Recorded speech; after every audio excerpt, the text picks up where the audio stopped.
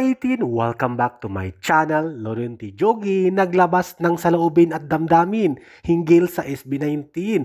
Ito nga inamin niya na ang SB19 ang pasimuno kung bakit nakilala at sumikat sa buong mundo ang P-pop music at P-pop industry. At inamin din niya na talagang number 1 na sa tugatog ang SB19 in terms of boy band, P-pop singers o artists sa mundo at sa Pilipinas, na sila talaga ang nagpasikat ng P-pop musika dito sa Pilipinas. At inamin din ni Laurenti Jogi na ang pinakamalaking fandom sa buong Pilipinas ay ang 18, ang walang sawang sumusuporta sa boy band na SB19 na pinakasikat hindi lang sa Pilipinas kundi sa buong Asia.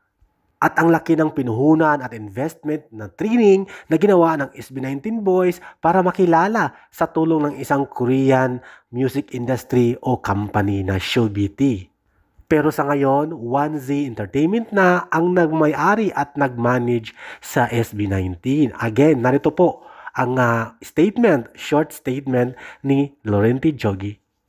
Pinakasikat na idol group ay ang SB19. Sila ang nagsimula na mamuhunan sa mahabang training under a Korean training program.